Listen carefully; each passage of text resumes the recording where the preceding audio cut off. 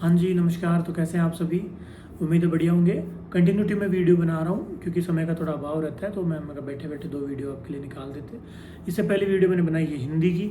हिंदी को लेकर के जो जिस तरीके के तरीके मैंने अपनाए हैं या जिनमें मुझे लगता है कि बहुत अच्छा आप कर सकते हो, उसमें मैंने पूरी कोशिश की है कि मैं आपको वैसा कंटेंट अवेलेबल करवा सकूँ। क्लियर है? अब हम शुरू करते हैं। अभी इंग्लिश की बात हम करते हैं। अंग्रेजी राजस्थानी आप ऊपर से ठेठ मारवाड़ी आपने भी हिंदी सीखबो तो मुश्किल थी को दुगनों काम आपने भी इंग्लिश सीखबो। इंग्लिश भी उस तरीका से सीखबो कि 20 30 40 नंबर कम से कम आप ले आवा। अब ये चीज़ें क्या है, सबसे पहले मैं कुछ मिथ जो है मार्केट में चारों तरफ वो आपके मैं तोड़ता हूँ। मेरे तोड़ने से कोई बड़ी बात नहीं है। द पॉइंट इज़ कि 21 तक तो ठीक था, 23 में आते आपको भी समझ में आ गया कि जो होता है ना कि ग्रामर में ये फिक्स पैटर्न है, ये पढ़ लो, वोकेबलरी में फिक्स है, कॉम्प्रिहेंसिव में थीम्स रट जाओ, हो जाएगा, है ना। 20 नंबर ही तो लाने हैं, 80 में आगा 20 जमा। अब वो छोड़ो चीज़ें। आरपीएससी ने खुद ने भी कहा है, या मतलब ये बता दिया है कि ये 20 नंबर की आइडियो लगा थे काम को निकाल सको। थान पढ़ना पढ़ लो, ढंग से पढ़ना पढ़ लो, समझ रहे हो। पढ़ना पड़ेगा, ढंग से पढ़ना पड़ेगा।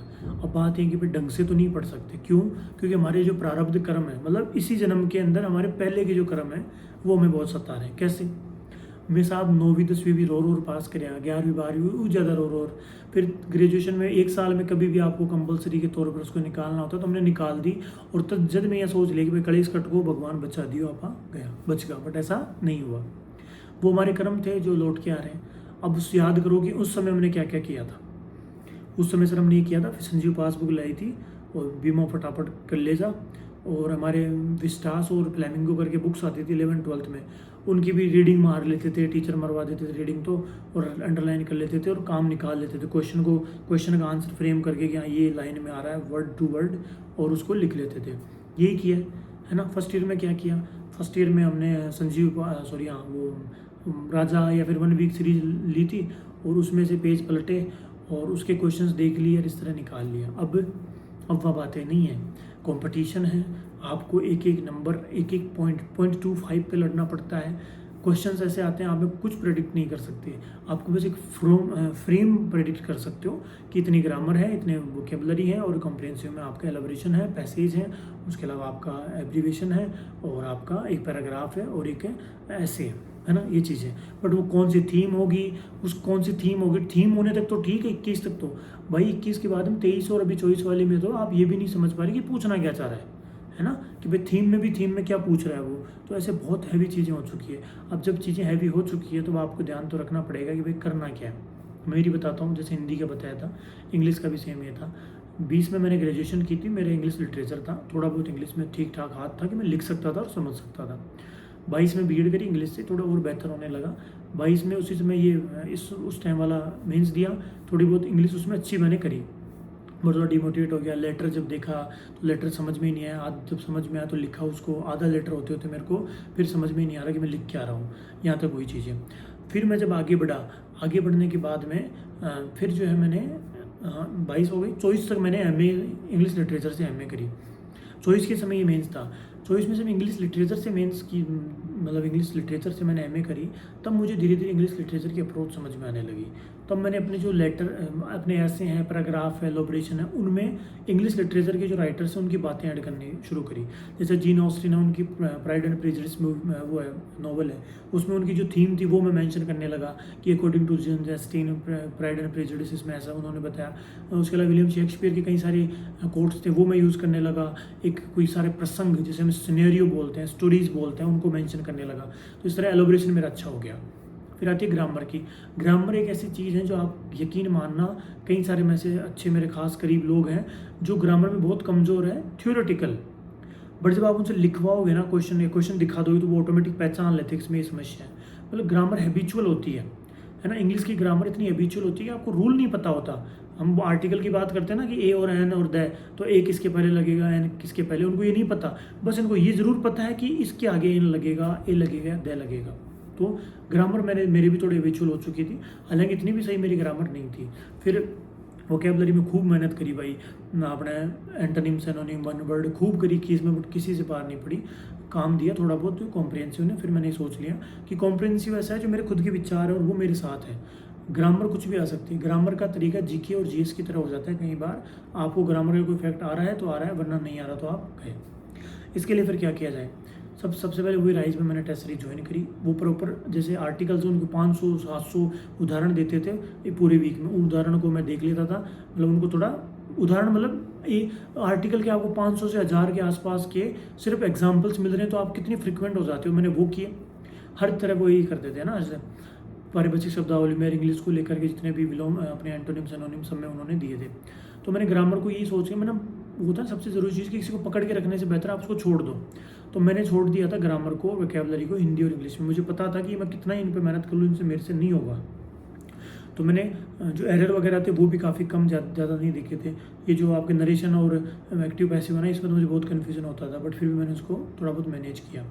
वोकैबुलरी पे जब हम आते हैं, वोकैबुलरी में सबसे पहला था तो मैंने VIPM अकेडमी, इस बार VIPM अकेडमी जो राय सर है उनसे मैंने एलोबरेशन वगैरह पढ़े। अब इंग्लिश को लेकर के मैं आपको बताता हूँ। इंग्लिश में आपको उनके एडिटोरियल्स आते हैं, जो न्यूज़पेपर में एडिटोरियल आता है उनकी वो सीरीज आती है मंडे टू सैटरडे 1 घंटा। मैं उसकी 1.5 या 2 की स्पीड पर उसको लेता था, एक दिन नेक्स्ट है ना, जैसे मंडे की तो ट्यूसडे को लेता था। सामने फ़ोन रखा और लैपटॉप के अंदर, सॉरी टैब के अंदर वो जो उनका एडिटोरियल है वो उनकी PDF डाल देते थे, नेक्स्ट डे के हिसाब से PDF डाल देते थे। वो PDF मैंने खोली, वो जैसे जैसे पढ़ा रहे मैंने अंडरलाइन किए, वो मीनिंग्स लिखवाते थे 20-25 के आसपास एक्स्ट्रा मीनिंग्स, वो मैं लिखता था अपनी कॉपी में, लास्ट में रिवीजन करवाते थे। ये हो गया पहला पॉइंट कि मैं इंग्लिश को लेकर थोड़ा पढ़ रहा हूँ, है ना, एडिटोरियल मैंने किया। उसी स्टेप में फ़ोन बंद किया, फिर मैंने टैब खोला और जो पूरा पैसेज था वो पैसेज में पढ़ता हूँ, समझने की कोशिश करता था कि हाँ ये कहना चाह रहे हैं। फिर उसी पैसेज को मैं जो अपने प्रेसी राइटिंग है ना, एब्रीविएशन प्रेसी राइटिंग, उसके अकॉर्डिंग पढ़ता था कि मान लो 200 वर्ड्स हैं, इनको मैं अगर छोटा करूँ तो मैं कैसे करूँ। फिर 30-40 वर्ड का मैं उसको कर देता था। उसको मैं चैट GPT पे या फिर कई बार गूगल पे डालता था और लगभग सिमिलर या फिर 50-60% के आसपास मेरे अच्छे बन रहे थे, तो थोड़ा अच्छा लगता था। उसी को पूरा पैराग्राफ में वो पैसेज भी देते हैं, मतलब जो अपने पैसेज भी तो आता है 10 नंबर का, वही सेम उसके क्वेश्चन बना के, तो पैसेज भी मैं अटैम्प्ट करता था। और उसी का लगभग 5-6 लाइन में ट्रांसलेशन भी करता था, हिंदी टू इंग्लिश जो ट्रांसलेशन है वो। तो इस तरीके से मेरा 50-60 नंबर का मैटर सिर्फ उस एक क्लास से कंप्लीट होता था। जब ये पूरा मैटर इस तरह कंप्लीट हो रहा था तो फिर मेरा एक अच्छा कॉन्फिडेंस बना, फिर धीरे धीरे चीज़ें काफ़ी स्मूथ होने लगी। ये हो गया। कॉम्प्रिहेंसिव में क्या करना है, कॉम्प्रिहेंसिव में साहब मेन चीज़ वही है कि आपको अपने विचार बनाने हैं। जब आप हिंदी को बहुत तैयार करते हो तो हिंदी के जो फैक्ट है, मान लो अरुणा राय, जो मैं यहाँ पर अरुणिमा सिन्हा है, जो हम फर्स्ट एम्प्यूटी पढ़ते हैं, जो है ना प्रथम विकलांग विश्व की महिला जिन्होंने माउंट एवरेस्ट फतेह किया। तो मैडम के बारे में जब आप हिंदी में लिखते हो तो आप लिख सकते हो कि ये पहली महिला रही, मतलब ये कॉन्फिडेंस मोटिवेशन को लेकर के कि आदमी कुछ भी कर सकता है। और सेम आप इंग्लिश में भी तो लिख सकते हो। तो हिंदी को तैयार करोगे तो कॉम्प्रिहेंसिव इंग्लिश में तैयार हो जाएगा पूरा, है ना। किसी कौन सा एलोब्रेशन और पैसेज लेटर भी। अब समस्या है कि इंग्लिश में लिखें भी तो कैसे। तो लिखने का तरीका यही है कि कोई किसी के पास कोई इलाज नहीं है। लिखने को लेकर संजीव पासबुक की बुक वापस ले आओ, विस्टास और फ्लेमिंगो वापस ले आओ। अब संजीव पासबुक लाओगे उसमें जो पैसेज हैं, ट्रांसलेशन है, वो बहुत ईजी होते हैं। कल मैं खाना खा रहा था, वो मुझसे मिलने आया, ऐसा ऐसे उनको आप पढ़ो, उनको बार बार पढ़ो, उनको रीड लगाओ, है ना। उन पूरी संजीव पासबुक को गोट लो, पी जाओ उसको, उसमें आर्टिकल और डिटर्मिनेशन जो भी है सबको। विस्टास और फ्लेमिंगो में आधे पेज है ना, रोज़ पढ़ना शुरू करो। VIPM की जो क्लास है वो लेना शुरू करो और कुछ ना कुछ लिखो पर डे का कम से कम 30 क्या बोलते हैं 5-7 लाइन तो थोड़ा बहुत लिखो इंग्लिश में, कुछ भी, है ना। और वीक में एक बार एलोब्रेशन लिखो, एक बार पैसेज लिखो, एक बार प्रेस ही करो, समझ रहे हो। या फिर यूँ जो VIPM अकेडमी वाले में बता रहा हूँ ना, उस प्रॉपर पेज में से जितने भी सारे काम है वो सब करो उसमें से। इस तरीके से आप इंग्लिश काफ़ी बेहतर हो जाएगी। भाई टाइम है, थोड़ा ध्यान दो। अब कहोगे बहुत हैवी चीज़ है, भाई हैवी है इसलिए पूरे राजस्थान की जो 8 करोड़ से भी ऊपर की जनसंख्या है, जिसमें हम 6-7 लाख फॉर्म भरते हैं, उनमें हम 20-30 मेंस तक जाते हैं और उनमें से 1000, 1200-1500 इंटरव्यू तक जाते हैं। उनमें से जो रैंक आती है 100 के अंदर, 20 के अंदर, 50 के अंदर, वो भी टफ है। वो टफ इसीलिए होती है क्योंकि बहुत लेयरिंग में टफनेस बढ़ती है। अगर आप अपने आप में विश्वास रखते हो तो ये जो तरीके बता रहा हूँ मैंने खुद ने अप्लाई किया, मैंने कोई डायरेक्शन नहीं ली, मेरे खुद के हैं। अब ये पूछो कि आपको किसने बताया, भाई था कि सोगन कोई कौन बताया, खुद में दिमाग था, खुद ने वही चीज़ें करी। कोई घर में प्रॉपर कोई हमारे ऐसा कुछ था नहीं, हमें कोई गाइडेंस नहीं थी। मैंने अपने साथ इस तरह से चीज़ों को सीखा। 21 के टाइम में जो भी चोट मेरे साथ हुई, मैंने वही कोशिश करी कि इनको कैसे सुधार करें। तो बस यही तरीके होते हैं और कोई तरीका नहीं होता। पिछली वीडियो में हिंदी का बता दिया, इसमें इंग्लिश का बता दिया। अब तांता का हिसाब सूझे था ना, बढ़िया लागे तो तैयार करो। इसके अलावा मेरे पास कोई नहीं है और मेरे अलावा किसी के पास कुछ नहीं मिलेगा आपको इसके अलावा भी।